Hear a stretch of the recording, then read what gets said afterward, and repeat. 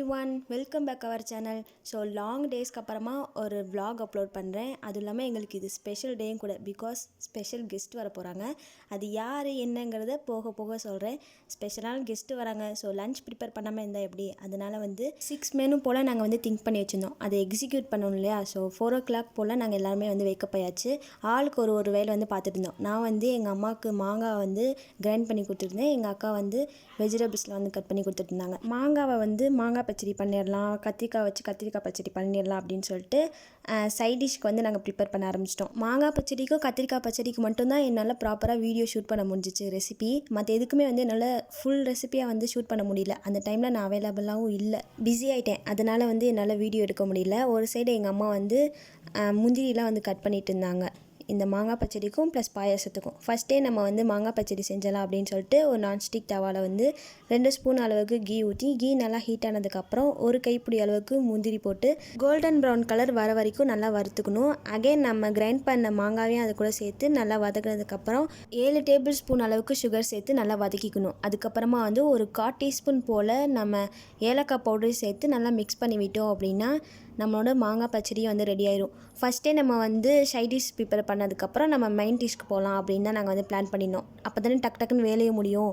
So அதனால் வீட்டிலே நாங்கள் வந்து தயிருக்கு வந்து உர ஊற்றி வச்சுருந்தோம். நல்லா திக் கன்சிஸ்டன்சியில் இருக்குது, பார்க்கவே சூப்பராக இருந்துச்சு. அதுக்கப்புறமா வந்து நாங்கள் கத்திரிக்காய் கட் பண்ணி வச்சிருந்தோம்ல, அதை வந்து ஃபஸ்ட்டு தண்ணியில் வந்து நல்லா வாஷ் பண்ணி இருக்கும்போது அவ்வளோ பிளாக்காக இருந்துச்சு தண்ணி. வடியில் வந்து கத்திரிக்காவை போட்டு லைட்டாக வந்து வாஷ் பண்ணி எடுத்துக்கிட்டோம். இப்போ வந்து கத்திரிக்காய் பச்சடி தான் வந்து செய்ய போகிறோம். ஸோ ஒரு பேனில் வந்து எண்ணெய் ஊற்றி, எண்ணெய் நல்லா ஹீட் ஆனதுக்கப்புறமா வந்து கத்திரிக்காய் வந்து நம்ம வதக்கி எடுத்துக்க போகிறோம். First batch, second batch, third பேட்ச்னு சொல்லிட்டு நம்ம வந்து கொஞ்சம் கொஞ்சமாக போட்டு தான் நாங்கள் வந்து வதக்கி எடுத்துக்கிட்டோம். நல்லா வதங்கினதுக்கப்புறம் ஒரு பிளேட்டில் வந்து நாங்கள் வந்து போட்டு எடுத்து வச்சுக்கிட்டோம்.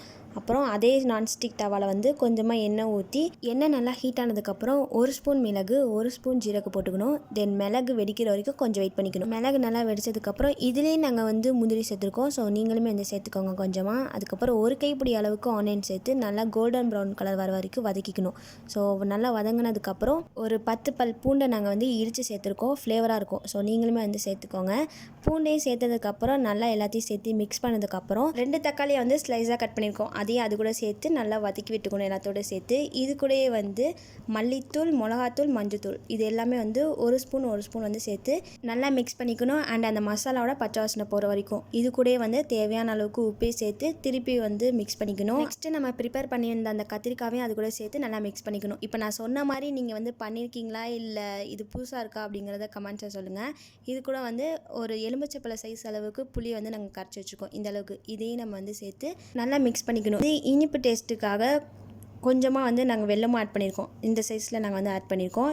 இதையும் சேர்த்து நல்லா மிக்ஸ் பண்ணிவிட்டு எண்ணெய் பிரிஞ்சு வர டைமில் நம்ம வந்து ஸ்டவ் ஆஃப் பண்ணிட்டோம் அப்படின்னா நம்மளோட கத்திரிக்காய் பச்சடியுமே வந்து ரெடி ஆயிடுச்சு. தென் இன்னொரு ரெசிபி பார்க்கலாமா. ஆனால் இதில் பாதிலே கட் ஆயிரும். ஆனால் நான் ஒன்று சொல்கிறேன், அதை மட்டும் ஆட் பண்ணிக்கோங்க. குக்கரில் வந்து எண்ணெய் ஊற்றி, எண்ணெய் நல்லா ஹீட் ஆனதுக்கப்புறம் ஒரு 2 கைப்பிடி அளவுக்கு வெங்காயத்தை சேர்த்து, வெங்காயம் நல்லா வதங்கினதுக்கப்புறம், அதாவது கோல்டிஷ் ஆனதுக்கப்புறம் 1 ஸ்பூன் அளவுக்கு இஞ்சி பூண்டு பேஸ்ட் போட்டு அதையும் நல்லா வதக்கி விட்டுக்கணும். அதுக்கப்புறம் ரெண்டு தக்காளியை ஸ்லைஸாக கட் பண்ணியிருக்கோம், அதையும் அது கூட சேர்த்து நல்லா வதக்கி விட்டதுக்கப்புறம் இது கூட வந்து மஞ்சத்தூள், மிளகாத்தூள், மல்லித்தூள் இது 3மே வந்து 1 ஸ்பூன் ஆட் பண்ணிக்கணும். பட்டை கிராம்பு ஏலக்காய் தூள் மட்டும் 1/4 டீஸ்பூன், அப்புறம் தேவையான அளவுக்கு உப்பே சேர்த்து நல்லா வதக்கி விட்டுக்கணும். நாங்கள் 1/2 கிலோ பீஃப் எடுத்துருக்கோம் அப்படிங்கிறதுனால எல்லாமே கம்மியாக சொல்லியிருக்கேன். நீங்கள் வந்து பீஃபை கொஞ்சம் எக்ஸ்ட்ராவாக எடுத்தீங்க அப்படின்னா மசாலாவையும் கொஞ்சம் எக்ஸ்ட்ராவாக போட்டுக்கோங்க. அப்புறம் மசாலாவோட சேர்த்து நல்லா பீஃபையும் நல்லா மிக்ஸ் பண்ணி விட்டுட்டு 1 டம்ளர் மட்டும் நாங்கள் தண்ணி ஊற்றி வச்சுருக்கோம். பீஃப்லேயே கொஞ்சம் தண்ணி விடும் இல்லையா, அதனால் 1 டம்ளர் மட்டும் ஆட் பண்ணியிருக்கோம். அப்புறம் 10 விசில் வச்சுட்டு ஃபைனலாக நம்ம மிளகு ஜீரகம் மட்டும் ஆட் பண்ணி வச்சிட்டோம் அப்படின்னா நம்மளுக்கு வந்து சிக்கன் கிரேவி ரெடி ஆகிடும். இது மட்டும் தான் நான் வந்து மிஸ் பண்ணிட்டேன். நெக்ஸ்ட்டு வந்து ஈரல் கிரேவி தான் செய்ய போகிறோமே. இந்த மாதிரி ஒரு பாத்திரத்தில் வந்து எண்ணெய் ஊற்றி, எண்ணெய் நல்லா ஹீட் ஆனதுக்கப்புறம் நம்ம 2 கைப்பிடி அளவுக்கு வெங்காயத்தை போட்டு, வெங்காயம் நல்லா கோல்டிஷ் ஆனதுக்கப்புறம் 1 ஸ்பூன் அளவுக்கு இஞ்சி பூண்டு பேஸ்ட்டையும் போட்டு நல்லா மிக்ஸ் பண்ணிக்கணும். இதுலேயும் வந்து ஒரு இன்க்ரீடியன்ட் வந்து சேர்க்கணும், அதையும் நான் லாஸ்ட்டில் சொல்கிறேன். நெக்ஸ்ட்டு 1 ஸ்பூன் அளவுக்கு மஞ்சத்தூள் போட்டால் மட்டும் போதும். அதுக்கப்புறம் நாங்கள் ஈரல் எடுத்துருக்கோம், அதையும் அது கூட சேர்த்து நல்லா மிக்ஸ் பண்ணிவிட்டு தேவையான அளவுக்கு உப்பு சேர்த்து நல்லா மிக்ஸ் பண்ணிக்கணும். இது கூட வந்து கொஞ்சமாக தண்ணி ஊற்றி, தண்ணியோடு சேர்த்து நல்லா அந்த ஈரலும் சுண்டி வர டைமில் மேலே வந்து கொத்தமல்லி தூவி மிளகாத்தூள் மட்டும் போட்டால் போதும். இது வந்து ரெடி ஆயிரும். ஒரு சைடு குக்கிங் நடந்துட்டு இருந்துச்சு, இன்னொரு சைடு வந்து எங்கள் அம்மா துணியுமே துவைச்சி போட்டாங்க. அதை நானும் என்னோட அக்காவும் சேர்ந்து துணியெல்லாம் வந்து காய வைக்கிறதுக்கு மொட்டை மாடிக்கு வந்தாச்சு. நைட்டு ஃபுல்லாக ஒரே மழையாக, காலையில் நல்லா குளுன்னு இருந்துச்சு, நல்லா ரெஃப்ரெஷ்ஷாகவும் இருந்துச்சு. அப்படியே வாக் பண்ணிகிட்டே இருந்தோம். பேர்ட்ஸ்லாம் பறந்துட்டு இருந்துச்சா, அதெல்லாம் பார்த்துட்டு கீழே போயிட்டோம்.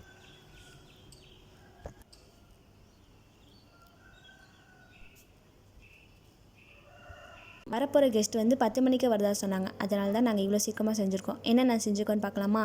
மாங்காய் பச்சடி, தால்ச்சா, ஈரல் கிரேவி, ரைத்தா, கத்திரிக்காய் பச்சடி, நெக்ஸ்ட் வந்து பீஃப் கிரேவி, நெக்ஸ்ட்டு பாயசம் பண்ணியிருக்கோம். அதில் கொஞ்சம் எக்ஸ்ட்ராவாக மில்க் ஊற்றணும் அப்படிங்கிறதுனால அது தனியாக வச்சுருக்கோம். நெக்ஸ்ட்டு சிக்கன் வந்து மேக்னேட் பண்ணியிருக்கோம், அவங்க சாப்பிட்ற டைமில் பொரிச்சு கொடுத்துக்கலாம் அப்படின்னு. அப்புறம் சிக்கன் பிரியாணி, ஃப்ரைட் ரைஸ், சர்பத் போட்டு வச்சுருக்கோம் அவங்க வந்தோடனே கொடுக்குறதுக்கு.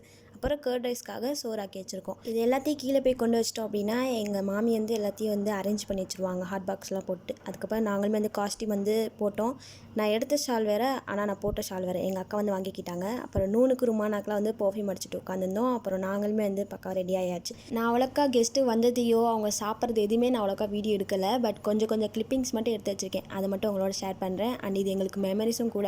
ஸோ ஃப்யூச்சரில் இதை பார்த்தோம் அப்படின்னா இந்த மாதிரிலாம் பண்ணியிருக்கோமே அப்படின்னு சொல்லிட்டு எங்களுக்கு ஒரு ஞாபகத்துக்காக தான் சின்ன கிளிப்பிங்ஸாக இருந்தாலும் பரவாயில்லன்னு சொல்லிட்டு உங்களுக்கு ஷேர் பண்ணுறேன். ஒரு பக்கத்து நூனு ருமானாவும் ஆளுக்கு ஒரு ஃபோன் வச்சுக்கிட்டாங்க. அப்புறம் இந்த கண்ணாடிக்கு வர சண்டை வரும், நான் ஃபஸ்ட்டு போகிறேன் நீ ஃபஸ்ட்டு போகிறேன் அப்படின்னு சொல்லிட்டு. அதனால் நானே டக்குன்னு போட்டேன் ஷாலை. யார் வராங்க அப்படின்னா எங்கள் அக்கா வந்து பொண்ணு பார்க்க வராங்க. ஸோ அந்த எக்ஸைட்மெண்ட்டில் தான் நாங்கள் எல்லாமே வந்து பண்ணிட்டு இருந்தோமே. அதுவும் இல்லாமல் கூடவே மாப்பிள்ளையும் வராங்க. ஸோ இது வந்து எங்களுக்கு ஸ்பெஷலான டே தானே, எங்களுக்கு இல்லை எங்கள் அக்காவுக்கு. நெக்ஸ்ட்டு லிவிங் ஏரியாலாம் ஃபுல்லாக வந்து க்ளீன் பண்ணிவிட்டு அவங்க உட்காரத்துக்கு 2 சேர் மட்டும் போட்டாச்சு. அதுக்கப்புறம் தண்ணி குடிக்கிறதுக்காக தண்ணி ஜாக்குமே வந்து வச்சுருக்கோம். அப்புறம் ஒரு சைடு எங்கள் அக்காவை வந்து எங்கள் அம்மா கிளப்பி விட்டுட்டு இருந்தாங்க. இதில் ஒரே ஒரு ஆள் மட்டும் தான் மிஸ்ஸிங். அது யாருன்னு என்னோடய ஃபஸ்ட் அக்கா. எங்கள் ஃபஸ்ட் அக்கா ஊருக்கு போயிட்டாங்க.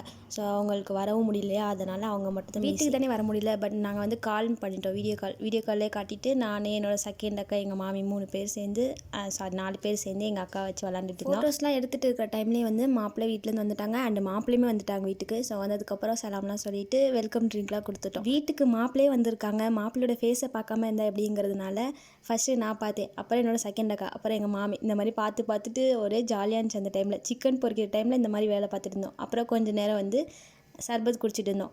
அப்புறம் டான்ஸ் ஆடிட்டு இருந்தோம். வெளியே உள்ளவங்களுக்கு சவுண்டு கேட்காத மாதிரியே இந்த கிச்சனை நின்றுட்டு அவ்வளோ சேட்டை பண்ணிகிட்டு இருந்தோம் நாங்கள் எல்லோரும்.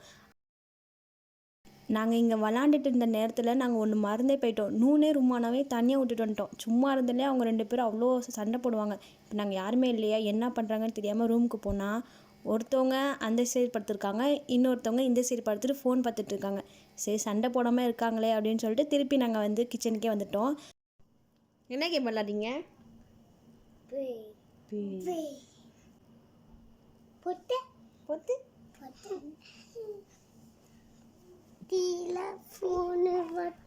எதுக்கு?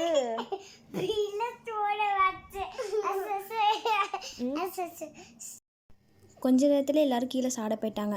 நாங்கள் தான் வந்து மேலே இருந்தோமா. சரி இந்த 2 பசங்களும் என்ன பண்ணுறாங்கன்னு பார்க்க வந்தால் பேய் விளாண்டுட்டு இருந்தாங்க. சரின்னு கூட உட்காந்தா கடைசியில் என்னவே பேயாக்கிட்டு விளாடன்னு கூப்பிட்டாங்களா. சரின்னு கொஞ்ச நேரம் விளாண்டுட்டு இருந்தேன். அதுக்கப்புறம் எங்கள் மாமி வந்து எனக்கும் எங்கள் அக்காவுக்கும் மேலே சாப்பாடு எடுத்துட்டு வந்துட்டாங்க. 2 பேரும் உட்காந்து சாப்பிட்டுட்டு இருந்தோம். அப்புறம் கொஞ்ச நேரத்துலேயே வந்து காஃபிலாம் குடிச்சிட்டு சாயங்காலம் போல் மாப்பிள்ளை வீட்டில் எல்லோரும் கிளம்பிட்டாங்க. அவங்க போனதுக்கப்புறம் எங்கள் செகண்ட் மச்சான் வராங்க எங்கள் அக்கா கூப்பிட்றதுக்கு. அப்புறம் அவங்களே கொஞ்சம் சாப்பிட வச்சுட்டு நைட்டு போல் அவங்களுமே வந்து கிளம்பிட்டாங்க. ஸோ வீடுமே ரொம்ப ஓன் ஆகிடுச்சு. நூன் எல்லோரும் போயிட்டாங்களா. அதனால் எப்போ மேரேஜ் ஃபிக்ஸ் பண்ணியிருக்கோம் அப்படிங்கிறத நான் ஃப்யூச்சர் வீடியோஸில் அப்டேட் பண்ணுறேன். உங்களுக்கு இந்த vlog பிடிச்சிருந்துச்சுன்னா லைக், ஷேர், கமெண்ட், மறக்காமல் சப்ஸ்கிரைப் பண்ணிக்கோங்க. And stay tune. டாடா.